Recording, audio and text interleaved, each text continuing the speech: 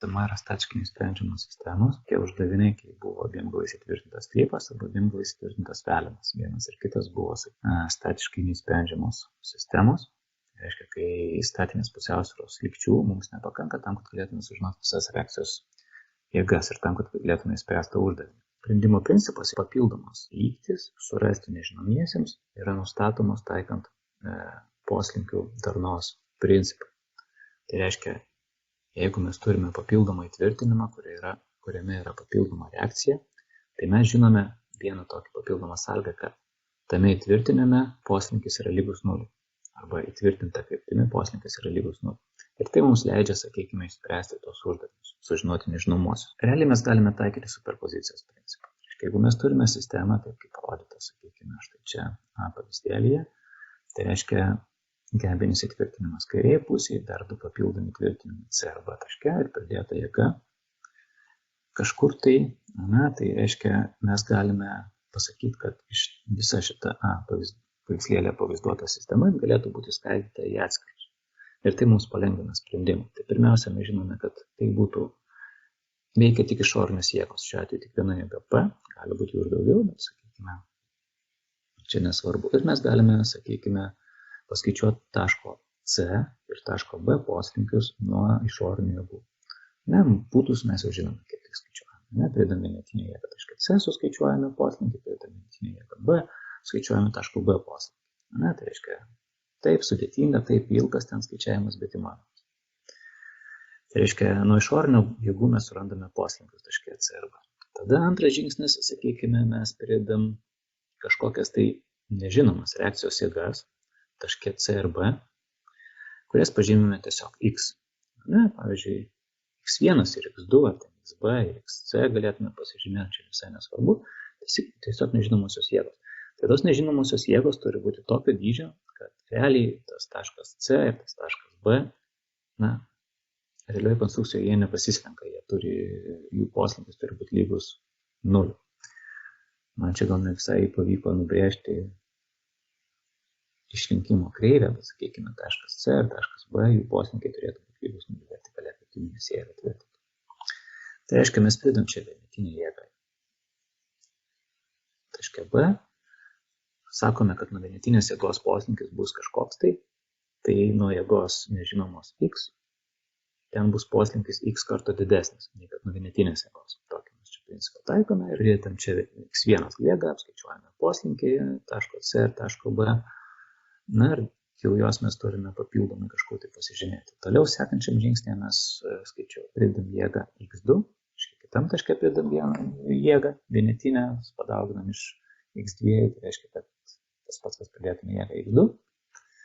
Ir vėl skaičiuojame poslinkius taško C ir B. Ir galiausiai mūsų lygtis viena papildoma yra tokia, kad kai veikia visos šitos apkrovos išorinės X1 ir X2, tai taškų C ir B poslinkiai yra lygus 0. Tai mes čia turime du papildomus nežinomosius, X1 ir X2, vadinasi, mūsų uždavinys yra 2 kartus statiškai nesprendžiamas ir mums reikia papildomų dviejų kažkokių lygčių, kurios leistų surasti mums tos nežinomosius. Tos dvi papildomos lygtis, taško B poslinkis lygus 0 ir taško C poslinkis yra lygus 0. Ta, ką aš čia pasakiau, tai yra poslinkis nuo jėgos X1 su vienu štrichu, poslinkis nuo jėgos X2 su 2 štrichais pažymėtas taško D, plus poslinkis nuo jėgos nuo visų išorinių jėgų taško B, be štricho, ir visa šita suma poslinkių turi būti lygu 0. Lygiai taip antra lygtis, kalbant apie tašką C. Tų lygčių gali būti tiek, kiek mes turime kiek kartų statiškai nesprendžiamą uždavinį. Tik tai noriu pasakyti, kad rankiniu būdu tas sprendimas yra labai sudėtingas. Ką reiškia sudėtingas? Mes surašome lygčių sistemas, ten mes turime pakankamai nemažai nežinomųjų. Ir tai sunkina mūsų sprendimą, bet jisai yra įmanomas. Dar kas yra nepatogu, tas, kad poslinkių skaičiuoti renkiamoje sijoje irgi nėra paprastas dalykas. Mes žinome diagramų dauginimą arba Vereščagino metodą. Mes žinome, yra, sakykime, Maksvelo-Moro integralas.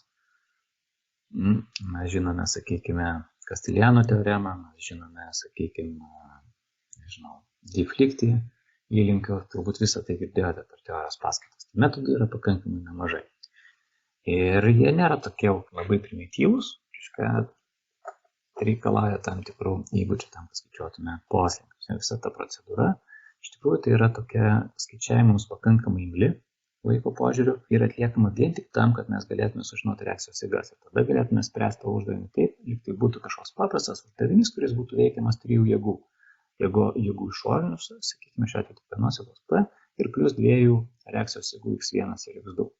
Tai reiškia, va štai tokia gembinė sija veikiama 3 jėgų, tada yra apkraunama, skaičiuojama, taip kaip mes jau esame įpratę, tai reiškia, surandamas pavojingas pjūvis, jame tenais apskaičiuojami įtempiai, taip toliau ir taip toliau. Tas uždavinys čia dabar jis yra parodytas su gembinė sija, aišku, mes galime tą patį pritaikyti ir su didesniam konstrukcijom. Ir plokščiam rėmui mes galime tai pritaikyti, ir erdviniam, sakykime, rėmui mes galime pritaikyti ir taip toliau. Na, erdvinę mes netaikysim, plokščias rėmas stačkinis sprendžiamas yra ir laboratoriniuose jis yra numatytas. Principą daugiau mažiau papasakojau ir turbūt ką galima pamėginti spręsti. Tai tų pavyzdžių yra, tai reiškia, aš juos čia nedubliuosiu, jau viskas yra paaiškinta ir ta prasme nereikia mums naudotis, bet mes gal galėtume kažką tai naujo paimti ir pasižiūrėti. Pradėsime nuo kokio nors paprastesnio uždavinio, tai reiškia 3, 2, imsime mes įrankiniu būdu pasižiūrėti, kaip sprendžiame.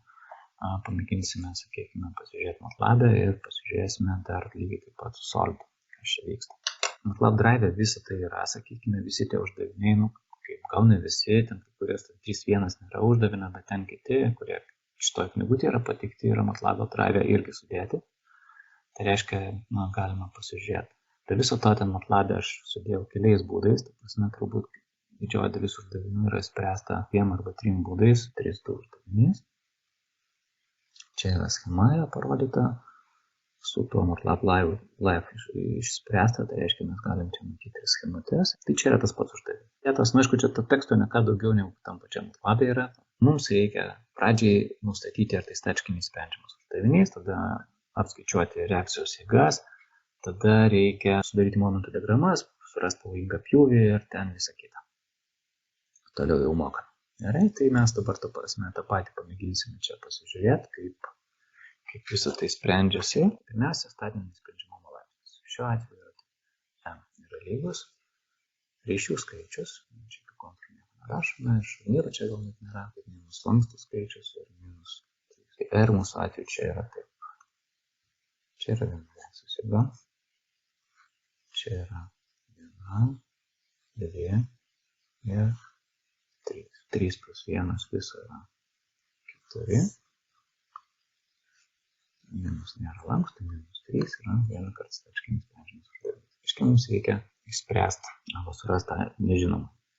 Dabar kaipgi mes jį sprendžiame? Reiškia, pirmiausia, mes turime sudaryti stačkiai sprendžiamą sistemą, arba išskirstyti, taip vadinama, kaip ten parodyta buvo superpozicijos principą pritaikyti. Tai reiškia, kad šita sistema mes galime pasakyti yra lygu tokiai pagrindiniai sistemai, kietai jėgai plus šita sistema plus jėga X1. Suskaidyta į 2, sakykime, sistemas. Mes dabar žinome, kad pirmoju atveju šitas taškas pasislinks. Čia turbūt taip išlinks į pažymėkime vis tašką. B, delta, taško B, delta, taško B. Ir čia mes galime pasakyti, kad išlinks į kitą pusę. Čia šitas šnekimas bus lygus delta mažiukas nuo vienetinės jėgos padaugintas iš X1 jėgos. Arba tiesiog nuo X1 jėgos. Natūralu, kad mūsų lygtis atrodytų taip, kad delta 1 padaugintas iš X1 plus delta F yra lygu 0. Čia aš visą laiką kalbu apie tašką B. Reiškia, mes turime sužinoti, dabar šitoje lygtyje mes nieko nežinome, nei vieno nario. Mes turime pirmiausia sužinoti poslinkį nuo išorinių taško B. Turime sužinoti poslinkį nuo vienetinės jėgos taško B. Ir tada iš tų dviejų poslinkių sužinosime, jau galime įsireikšti X1. Reiškia, mūsų sprendinys yra X1, kuris bus lygus minus delta F taške B dalinta iš delta 1 taške B. Esmė aiški, toliau mes jau viską kaip ir mokame, tai ta prasme dabar labai stipriai čia gilinsim, tiesiog aš ta prasme pademonstruoju, kaip mes skaičiuojame poslinkius. Iš principo mes jau žinome, kad poslinkiai atsiranda nuo visų įražų, nuo skersinių jėgų, nuo ašinių jėgų, nuo linkimo momento ir nuo sukimo momento. Didžiausia dalis įtakoja, sakykime, arba tam turi įtakos momentai.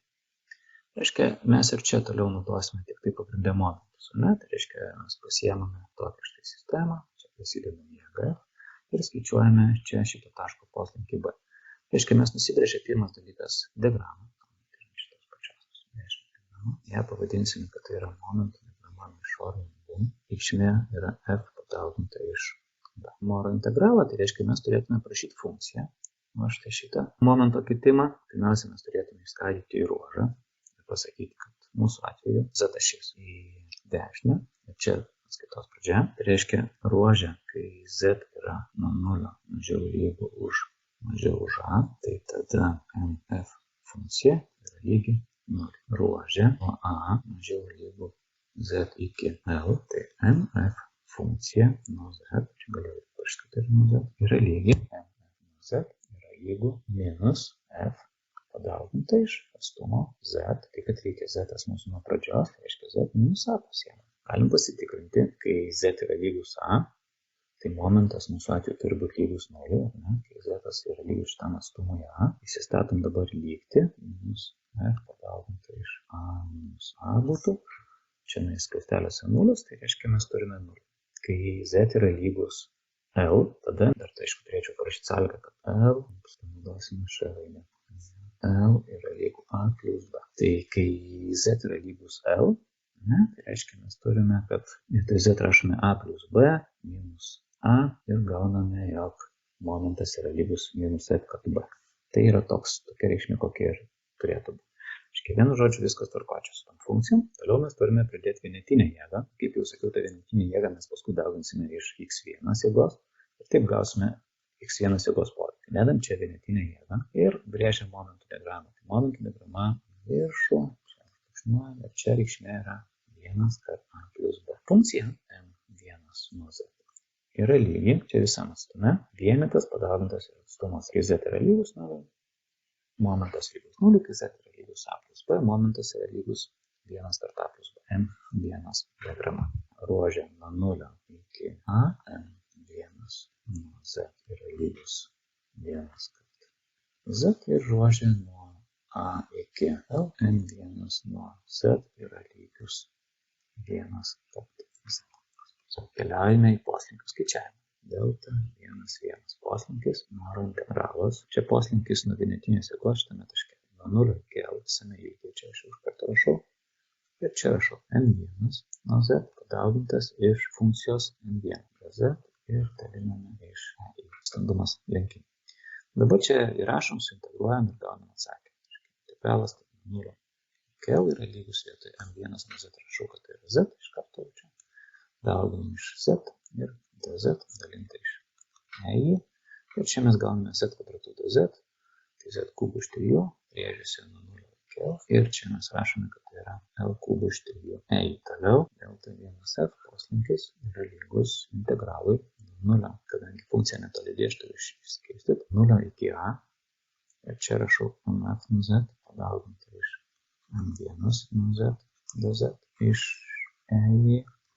Plius ir čia vėl nuo A iki L, MF nuo Z, jau šitam ruožė, dauginta iš M1 nuo Z, dz, viskas dalinta iš EI. Dabar mes matome, kad šitas integralas lygus 0, nes šitas narys MF nuo Z yra lygus 0. Lieka štai šita dalis ir dabar turime integruoti. Čia integralė nuo A iki L, mes turime minus FZ minus A, padauginta iš M1 nuo Z, mūsų atveju yra tik Z, dauginam iš Z, dz. Integruojame, sustatome rėžius, to aš dabar nebedarysiu ir gaunam delta 1F reikšmę. Toliau mes skaičiuojame x1 ir x1 bus lygus delta 1F, su minusu, kaip sakė, dalinta iš delta 1,1. Matome, kad ir čia EI yra, ir čia EI yra, tai reiškia, jie susiprastins ir čia mes, ką mes matome, kad reakcijos jėgai įtakos neturi skerspjūvio inercijos momentas arba tiesiog standumas sijos. Nes E tampumo modulis ir inercijos momentas abu įsiprastina, tai reiškia, nei medžiaga, nei inercijos momentas įtakos x1 reikšmę mūsų atveju nebeturės. Turės įtakos tik tai atstumai ir pridėjimo tvirtinimo tašką. Gaunam atsakymą ir toliau jau mokam spręsti uždavinį MATLAB, kaip jau sakiau, sprendžias su truliais būdais, tam, kad palygint, kad ten tie būdai yra duodantis tą patį atsakymą. Na, čia viskas tvarkoja, diagramos tos, kurias mes nubrėžim, funkcijas užrašiau, čia mes tokios pačios, kurias gauname.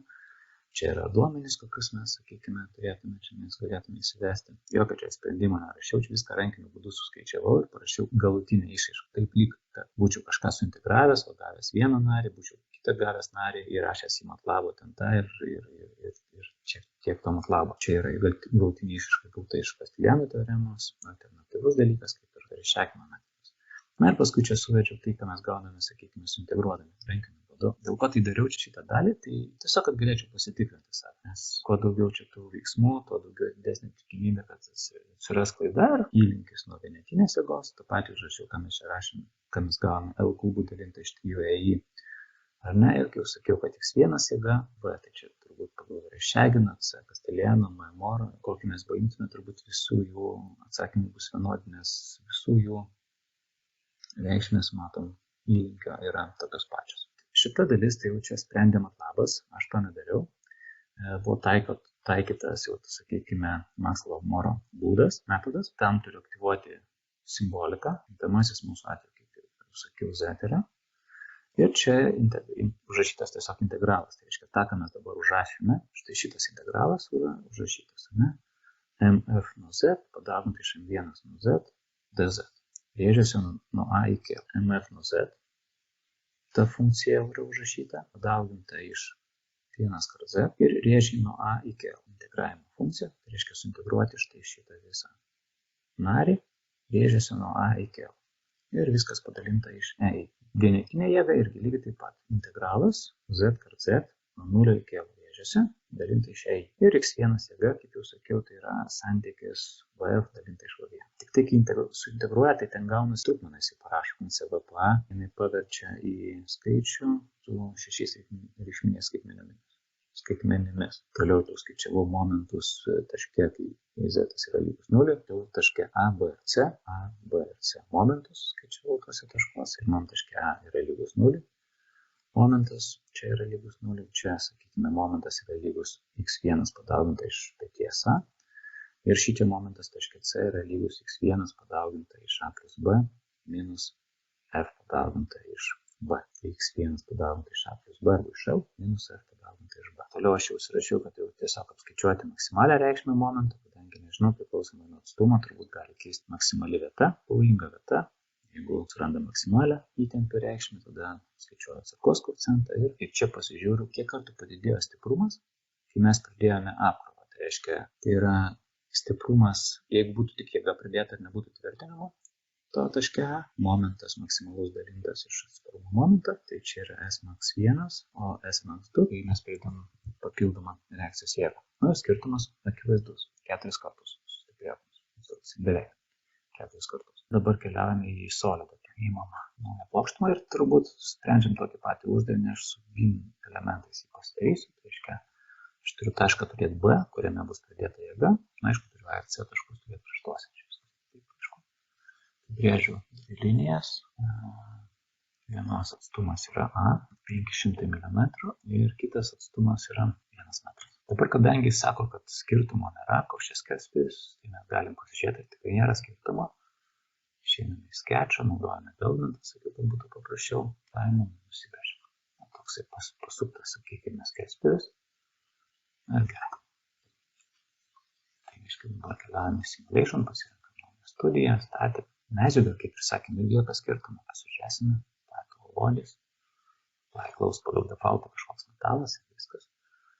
Fixtures įtvirtinimas. Tai tvirtinimas, žinome, kad tikrai tvirtinta yra laisra.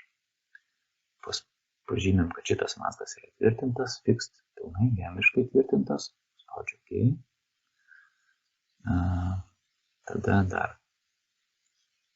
fixed geometry, čia renkuosi user reference, dabar žymiu šitą mazgą, pasakau, kad statmena kažkokią kryptimį, eina, aktyvuoju, 0, poslinkis vertikalia kryptimi, OK. Aiškiai, mazgas gali judėti beveik visur, bet kadangi prova veiks tik tai Y kryptimi, tai reiškia viskas čia bus gerai. Force pas mus buvo 1500.